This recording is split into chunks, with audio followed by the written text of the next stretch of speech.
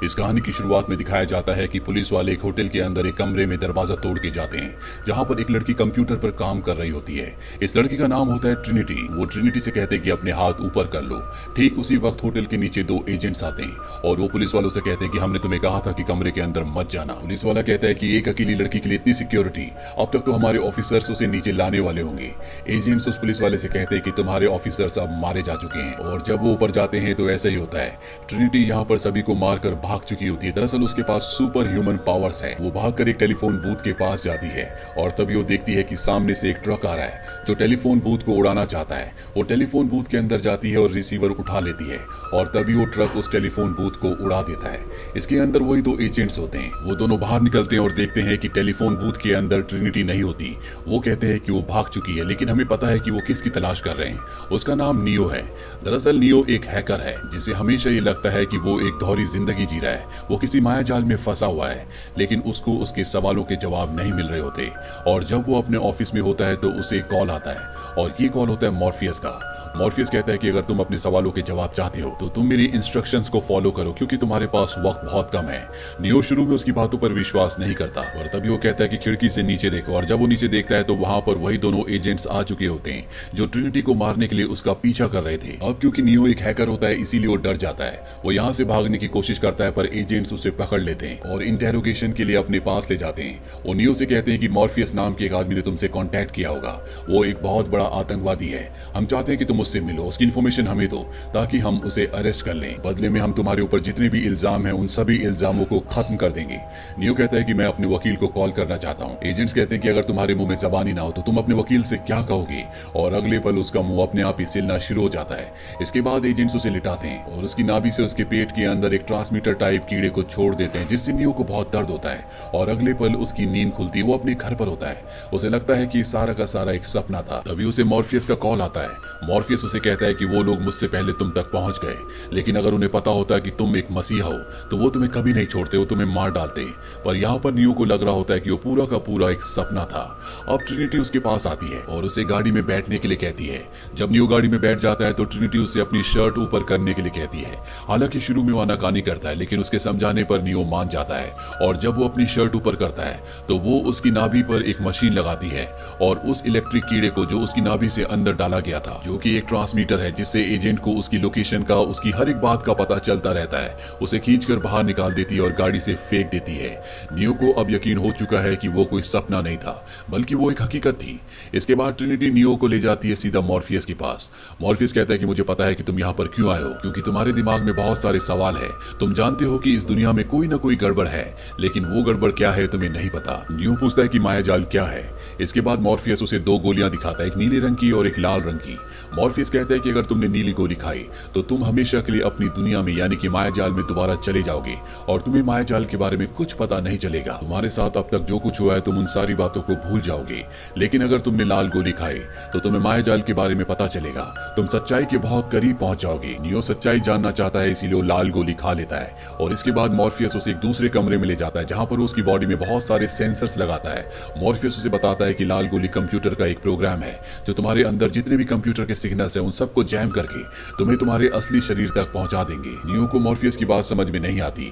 तभी वो देखता है कि उसके साइड में एक शीशा मेल्ट हो रहा है और अगले पल वो शीशा उसकी पूरी बॉडी में चढ़ जाता है और जब नियो की आंखें खुलती है तो वो एक प्लास्टिक के बैग के अंदर बंद होता है जिसके अंदर लिक्विड भरा होता है। उसकी बॉडी में बहुत सारे वायर्स लगे होते हैं।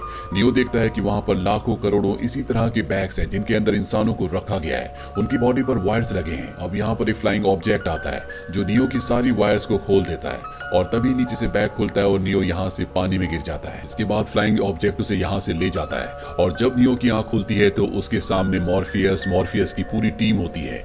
नियो को कुछ भी समझ में नहीं आता। मॉर्फियस नियो को कहता है कि तुम आराम करो। नियो जब पूरी तरह से ठीक हो जाता है तो मॉर्फियस के पास जाता है। मॉर्फियस उससे कहता है कि तुम मायाजाल के बारे में जानना चाहते थे ना।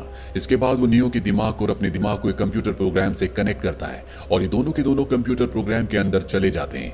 वो यहाँ पर नियो को बताता है कि ये एक एडवांस कंप्यूटर प्रोग्राम है जिससे हम किसी किसी के भी दिमाग में कुछ भी डाल सकते हैं, किसी भी तरह की ट्रेनिंग, किसी भी तरह की आर्ट, वो सब कुछ जो इस दुनिया में एग्जिस्ट करता है। यहाँ पर अभी भी नियो को कुछ समझ में नहीं आ रहा होता और अब मॉर्फियस उसे बताता है कि जो दुनिया तुम्हारे दिमाग में है, जिस दुनिया में तुम आज तक जी रहे थे, दरअसल वैसी दुनिया 20वीं शताब्दी में हुआ करती थी, लेकिन अब दुनिया वैसी नहीं है। और वो उसे असली दुनिया दिखाता है जो कि बहुत ही भयानक होती है, जहाँ पर चारों तरफ अंधेरा होता है।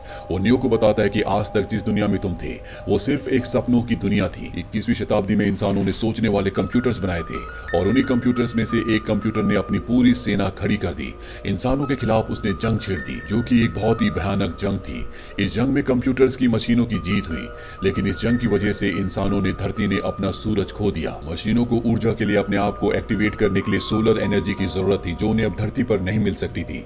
लेकिन मशीन्स एक बात जानती थी कि इंसानों के अंदर 120 वोल्ट से ज्यादा का करंट होता है और उनके अंदर बहुत ज्यादा ऊर्जा भी होती है। और इसके बाद मशीनों ने इंसानों की खेती करना शुरू कर दिया।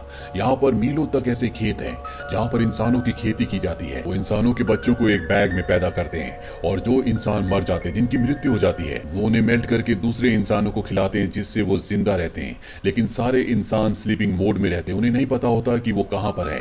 इसीलिए मशीनों ने एक कंप्यूटर प्रोग्राम बनाया जो कि बिल्कुल 20वीं शताब्दी की तरह थी। जितने भी इंसानों की वो लोग खेती करते हैं, वो उन सब के दिमाग को उस कंप्यूटर प्रोग्राम में उलझा कर रखते हैं ताकि कोई भी उठ ना पाए। और तुम भी उसी कंप्यूटर प्रोग्राम में थे, जिसे माया जाल कहा जाता है। ये सारा सच जानने के बाद नियो को बहुत तकलीफ होने लगती है और वो मॉर्फियस से कहता है, मुझे इस प्रोग्राम से बाहर ले जाओ। मॉर्फियस उसे प्रोग्राम से बाहर निकाल देता है और अब मॉर्फियस उसे बताता है कि जब इस प्रोग्राम की यानी कि माया जाल की शुरुआत हुई थी, उस वक्त एक मसीहा ने जन्म लिया था जिसके अंदर बहुत सारी अलौकिक शक्तियां थी और वो हम सबको इस माया जाल से आजाद करवा सकता था। उसी मसीहा ने सारे प्रोग्राम्स बनाए हैं जो आज तुम हमारे पास देख रहे हो। ये सब उसी की टेक्नोलॉजी है। लेकिन जब उसकी मृत्यु हो गई तो ओरेकल्स ने भविष्यवाणी की थी कि उसका पुनर्जन्म होगा। वो इंसानों को माया जाल से आजाद करवाएगा और मशीनों से जंग जीतेगा। और इसीलिए हम बार बार माया जाल में जाते थे ताकि हम उस मसीहा को ढूंढ सकें, और वो मसीहा और कोई नहीं बल्कि तुम ही हो। इसके बाद मॉर्फियस नियो के दिमाग को एक दूसरे कंप्यूटर प्रोग्राम से कनेक्ट करता है और उसके दिमाग में, उसकी बॉडी में, उसकी यादों में बहुत सारी इंफॉर्मेशन डाल देता है। साथ ही लड़ने की, हथियार चलाने की अलग अलग आर्ट्स भी डाल देता है। यानी कि नियो अब एक कंप्लीट योद्धा बन चुका है। वहीं ट्रिनिटी को दिखाया जाता है जो धीरे धीरे नियो से प्यार करने लगती है। लेकिन इन्हीं की टीम में एक और आदमी होता है जिसका नाम साइफर है, जो ट्रिनिटी से प्यार करता है। और जब उसे पता चलता है कि ट्रिनिटी नियो से प्यार करती है तो जेलस हो जाता है। इसीलिए वो एजेंट से मिलता है और उन्हें कहता है कि मैं माया जाल में दोबारा से जाना चाहता हूँ, तो मेरे शरीर को वहीं रख दो जहाँ पर वो पहले था, और मेरे दिमाग में जो 9 साल की यादें हैं जो उसने इंसान की तरह बिताई थी, उन सब यादों को मिटा दो। लेकिन माया जाल में मैं एक बहुत बड़ा सेलिब्रिटी, बहुत अमीर आदमी बनना चाहता हूँ। एजेंट कहते हैं कि जो तुम्हें चाहिए वो हम तुम्हें सब देंगे, लेकिन तुम्हें हमें जाइन के कंप्यूटर का पासवर्ड कोड देना होगा। और जाइन के कंप्यूटर का पासवर्ड कोड मिलने का मतलब है कि ये मॉर्फियस और उनके फ्लाइंग ऑब्जेक्ट तक, जहाँ पर पूरी की पूरी टेक्नोलॉजी है, जहाँ पर वो सभी इंसान रहते हैं जो असली दुनिया में है, उन तक पहुंचकर उन्हें पूरी तरह से खत्म कर देंगे। पर साइफर एजेंट से कहता है कि मेरे पास जाइन के कंप्यूटर का कोड नहीं है, लेकिन मैं उस आदमी को तुम्हारे हवाले कर सकता हूँ जिसके पास ये कोड है, यानी कि मॉर्फियस के पास। वही मॉर्फियस, नियो, साइफर, उसकी टीम एक ऑरेकल के पास जाते हैं। दरअसल इस ऑरेकल से ये नियो को मिलाना चाहते हैं, और जब ये उससे मिलकर वापस आ रहे होते हैं तो ये देखते हैं कि जिस बिल्डिंग में ये इस वक्त है, ये पूरा का पूरा एक माया जाल है। दरअसल साइफर ने जानबूझकर अपने मोबाइल फोन को बाहर फेंक दिया था ताकि फोन के जरिए एजेंट्स को उसकी लोकेशन का पता चल जाए। और अब एजेंट्स यहाँ पर आ चुके हैं। सब के सब यहाँ से भागना शुरू करते हैं। इससे पहले कि एजेंट्स इन सब को पकड़ते, मॉर्फियस अपने सिर से दीवार तोड़कर एजेंट्स के सामने कूद जाता है ताकि बाकी सब लोग यहाँ से बचकर भाग जाए। बाकी सब लोग इस बिल्डिंग से निकलकर एक गटर का ढक्कन खोलकर वहाँ कूद जाते हैं, लेकिन साइफर जानबूझकर बाहर कूद जाता है और वो मायावी दुनिया से असली दुनिया में कॉल करता है कि मुझे असली दुनिया में बुला लिया जाए। दरअसल मायावी दुनिया में सिर्फ इनका माइंड आता है, इनका शरीर अब भी असली दुनिया में होता है। ट्रिनिटी कहती है कि तुमसे कुछ ही दूर एक टेलीफोन बूथ है, उसके जरिए तुम असली दुनिया में आ जाओ। दरअसल इनका माइंड असली दुनिया में इसी टेलीफोन के जरिए आता है और अब साइफर वापस आ जाता है। वापस आने के बाद वो ट्रिनिटी को बता देता है कि मैंने मॉर्फियस को फंसाया था, मैं तुमसे प्यार करता था लेकिन तुमने नियो को चुना, और अब मैं वापस माया जाल में जा रहा हूँ क्योंकि ये दुनिया एक नर्क है। इससे अच्छा तो माया जाल है जहाँ पर खुशियां तो है। इसके बाद वो फोन रख देता है और इसके बाद वहां पर जिन लोगों का शरीर होता है, जिनका माइंड अभी भी मायावी दुनिया में है, वो उनके दिमाग की तारें हटा देता है, जिससे 2 लोगों की मृत्यु हो जाती है। इसके बाद वो नियो की भी तारें हटाने वाला होता है। तभी यहाँ पर जिस ऑपरेटर को उसने सबसे पहले मारा होता है वो अभी भी जिंदा होता है और वो उसे मार देता है, उसकी मौत हो जाती है। वही मॉर्फियस को दिखाया जाता है जिसके पास एजेंट होते हैं। एजेंट उसे बताते हैं कि पहले हमने कंप्यूटर प्रोग्राम को यानी कि माया जाल को एक बहुत ही अच्छी दुनिया बनाया था जो कि स्वर्ग की तरह थी। वहां पर किसी तरह का दुख तकलीफ नहीं थी, लेकिन इससे हमारी खेती खराब होना शुरू हो गई, इंसान जागना शुरू हो गए। इसीलिए हमने एक दूसरी मायावी दुनिया बनाई जहां पर वो सब कुछ था जिसकी इंसान को आदत है, है, यानी कि दुख, दर्द, तकलीफ, मार, झगड़ा और एक दूसरे से संघर्ष करना। इसके बाद हमारी खेती यानी कि इंसानों ने जागना बंद कर दिया और अब हमें जाइन का कोड चाहिए, लेकिन ये जानते हैं कि मॉर्फियस इन्हें जाइन का कोड नहीं देगा। इसीलिए मॉर्फियस को ये एक इंजेक्शन लगाते हैं जिससे धीरे धीरे उसकी बॉडी स्लो होना शुरू हो जाएगी और वो इन्हें कोड दे देगा। वही असली दुनिया में दिखाया जाता है जहां पर मॉर्फियस का शरीर होता है और नियो और ट्रिनिटी को पता है कि मॉर्फियस के साथ क्या हो रहा है। इसीलिए ट्रिनिटी कहती है कि हमें मॉर्फियस के दिमाग की तारें हटानी होगी ताकि उसकी मृत्यु हो जाए और एजेंट्स को कोड ना मिले। नियो कहता है कि मैं मायावी दुनिया में दोबारा जाऊंगा और मॉर्फियस को बचा कर ले आऊंगा। ट्रिनिटी कहती है कि मैं भी तुम्हारे साथ जाऊंगी और ये दोनों यहाँ से मायावी दुनिया में एक बार फिर से चले जाते हैं और उस जगह पहुंच जाते हैं जहां पर एजेंट्स ने मॉर्फियस को बंदी बना रखा है। ये एजेंट्स के ऊपर हमला कर देते हैं और इसके बाद मॉर्फियस को वहां से लेकर निकल जाते हैं। ये रेलवे स्टेशन के पास एक जगह पहुंचते हैं जहां पर टेलीफोन बूथ होता है जिससे सबसे पहले मॉर्फियस अपनी असली दुनिया में आ जाता है और इसके बाद ट्रिनिटी, और तभी वहां पर एक एजेंट आ जाता है जो उस टेलीफोन बूथ को नष्ट कर देता है, यानी कि अब नियो यहाँ पर फंस चुका है। एजेंट और उसके बीच में लड़ाई होती है।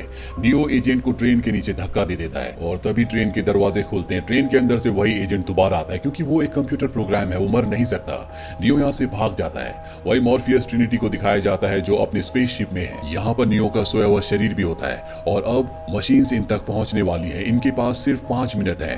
दरअसल इनके स्पेसशिप का पता मशीन्स को पता चल चुका होता है, लेकिन इनके पास एक ईएमपी वाइब्रेशन भी है जिससे मशीन्स का खात्मा कर सकते हैं। लेकिन जब तक नियो वापस अपने शरीर में नहीं आ जाता ये ईएमपी का इस्तेमाल नहीं कर सकते। मॉर्फियस को पूरा विश्वास होता है कि नियो वापस आ जाएगा क्योंकि मॉर्फियस के मुताबिक वही मसीहा है। वहीं दूसरी तरफ नियो टेलीफोन तक पहुंच जाता है, लेकिन इससे पहले कि वो रिसीवर उठाता वहां पर एजेंट आता और उसे कई गोलियां मारता है जिससे उसकी मृत्यु हो जाती है।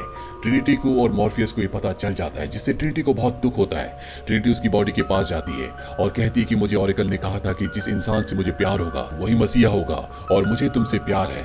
वो उसे किस करती है और जैसे उसे किस करती है तो मायावी दुनिया में दिखाया जाता है कि नियो एक बार फिर से जिंदा हो गया है। एजेंट्स भी देखकर पूरी तरह से हैरान होते हैं। वो उस पर दोबारा गोलियां चलाते हैं, लेकिन मसीहा यानी कि नियो अपना हाथ ऊपर करता है जिससे सारी गोलियां रुक जाती है और अब नियो को तीनों के तीनों एजेंट्स एक कंप्यूटर प्रोग्राम के रूप में दिख रहे होते हैं। एजेंट्स उस पर हमला करते हैं लेकिन वो नियो की शक्ति के आगे टिक नहीं पाते। नियो एक एजेंट के शरीर के अंदर घुस जाता है और उसके आर पार निकलकर उसे मार देता है। बाकी 2 एजेंट्स यहाँ से भाग जाते हैं। वही मॉर्फियस और ट्रिनिटी को दिखाया जाता है जहाँ पर स्पेसशिप के अंदर अब मशीन्स आ चुकी हैं और उन्हें अब ईएमपी का इस्तेमाल करना होगा और अगर उन्होंने ईएमपी का इस्तेमाल किया तो यहाँ पर नियो की मृत्यु हो जाएगी। उसका दिमाग वापस नहीं आ पाएगा, लेकिन मॉर्फियस के पास अब कोई रास्ता नहीं होता। वो ईएमपी का बटन दबा देता है और ठीक उसी वक्त नियो भी मायावी दुनिया में फोन का रिसीवर उठा लेता है जिससे उसका दिमाग वापस असली दुनिया में आ जाता है और इस तरह से उसकी जान बच जाती है। और यहाँ पर ईएमपी एक्टिवेट करने के बाद जितनी भी मशीन्स होती है वो सब की सब डिस्ट्रॉय हो जाती है और इस तरह से सब के सब बच जाते हैं। इसके बाद नियो एक कॉल करता है और कहता है कि मशीन के रखवालों, मैं जानता हूँ कि तुम मुझे सुन रहे हो और अब बहुत जल्दी जितने भी लोगों की तुमने खेती की है मैं उन सबको आजाद करवाऊंगा। उन्हें वो दुनिया दिखाऊंगा जहां पर कोई सीमाएं नहीं है, जहां पर वो जो चाहे कर सकते हैं। और इसके बाद वो फोन कट कर देता है और एक सुपर हीरो की तरह आसमान में उड़ जाता है। इसी के साथ ही फिल्म की कहानी यहीं पर खत्म हो जाती है। उम्मीद करते हैं